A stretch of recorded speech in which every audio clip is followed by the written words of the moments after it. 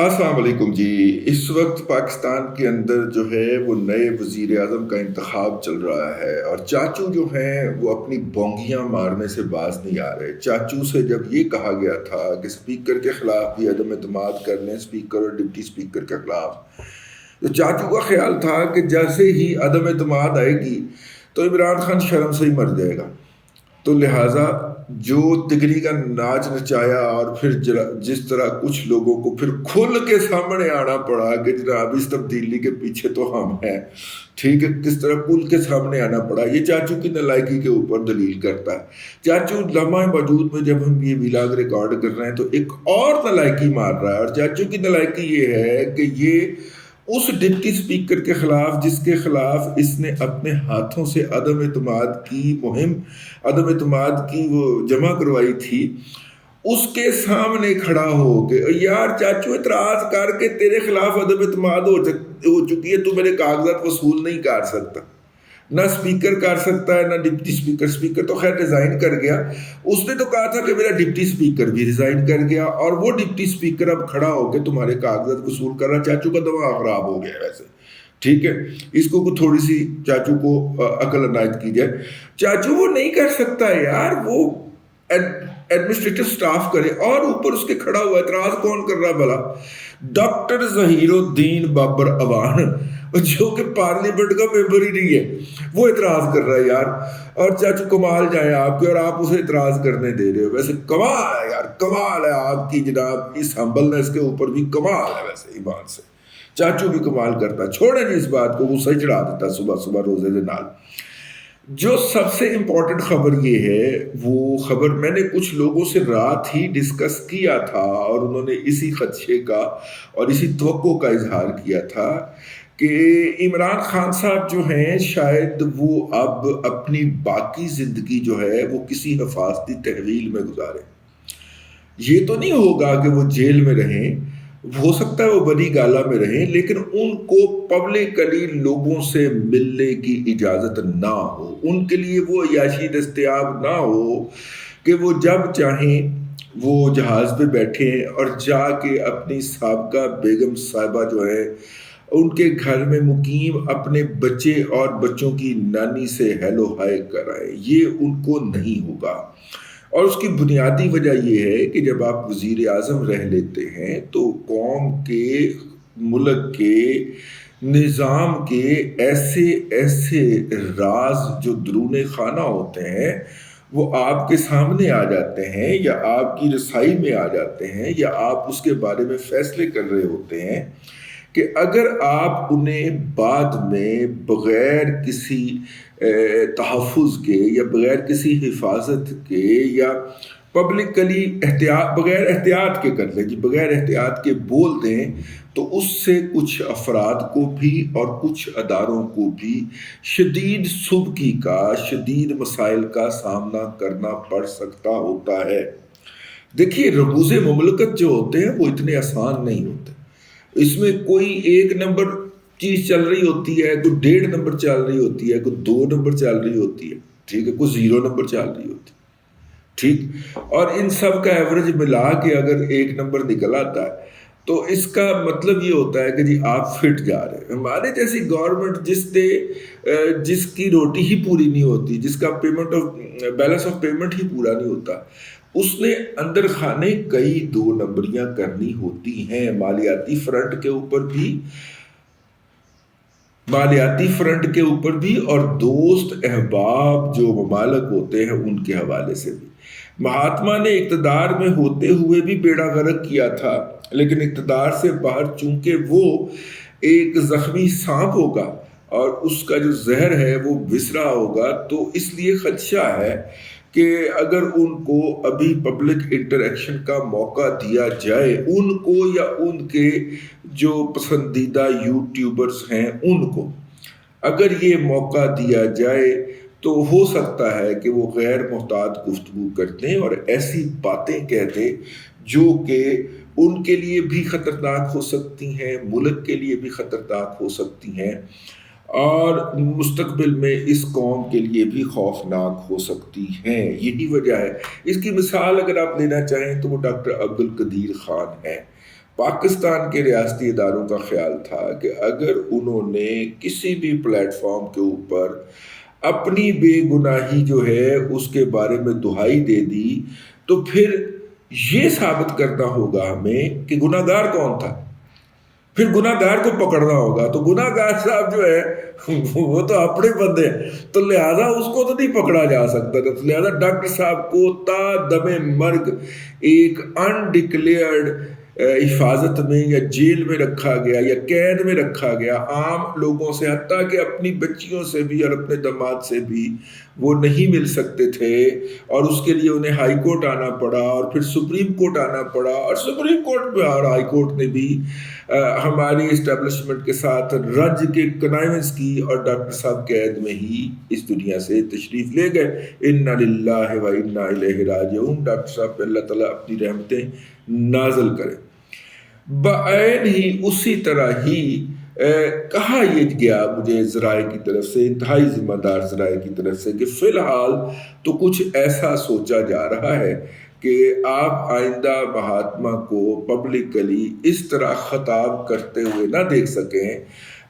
میں کہا کرتا ہوں کہ آدمی کو شوگر اس وقت ہوتی ہے جب اس کے نصیب میں، لوح محفوظ میں جتنی اس کے لیے چینی لکھ دی گئی تھی،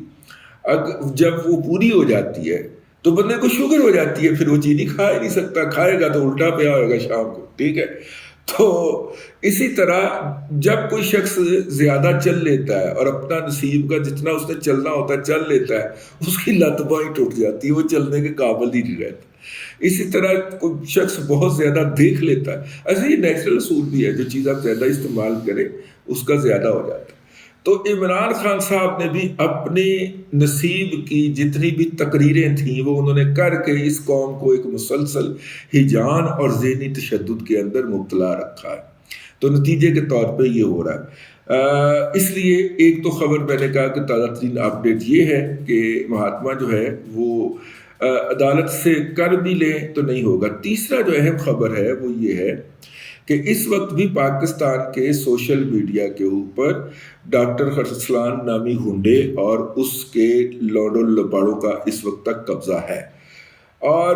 وہ جو ہیں اگرچہ بعض لوگ کہہ رہے ہیں کہ وہ قابو آ چکے ہیں یا ان کو گرفتار کر کے محفوظ مقام پہ پہنچایا جا چکا ہے، لیکن سرکاری طور پہ اس کی تصدیق نہیں ہوئی۔ اس لیے ہم یہ مطالبہ کرنے میں حق بجانب ہیں کہ اگر پاکستان کے سوشل میڈیا کا آپ نے قبضہ چھڑانا ہے تو ڈاکٹر ارسلان غزالی، عمران لالے کا تو خیر فرار ہو گیا، نکل گیا، وہ فراڈیا بدتمیز آدمی، گھٹیا آدمی، وہ تو نکل گیا، لیکن یہ اظہر مشوانی، یہ ان تینوں کو قابو کر لیں، اور ان کے پاس جو لسٹیں ہیں جس کے ذریعے یہ پیغامات بھیجتے ہیں اور جس کے ذریعے یہ پیسے بھیجتے ہیں لوگوں کو، ٹھیک ہے، پیسے بھیجنے کی داستان سن لیجئے۔ آپ کو پتہ ہے ہم ایک چھوٹا سا کام کرتے ہیں کہ بچوں کو گائیڈ کرتے ہیں کہ وہ کس طرح باہر جا کے پڑھیں اپنے فیوچر کے کیریئر کے لیے۔ یہ کام ہم اللہ کے لیے، اللہ کے راستے میں کرتے ہیں، کوئی اس کے لیے کوئی اس کا نہیں ہے، یہ ہمارا کوئی کمرشل وینچر نہیں ہے، یہ رب کے ساتھ ہے وہ کیا ہوا ہے۔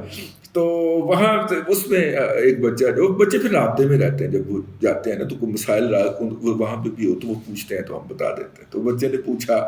کہ یہ ایک اسائنمنٹ میں آئی ہے تو میں یہ کر لوں۔ میں نے کہا کیا اسائنمنٹ آئی ہے؟ کہنے لگے جی کہ یہ ہے ایک کمپنی ہے، وہ جو ہے وہ آپ کو کہتی ہے کہ روزانہ آپ نے اتنے 100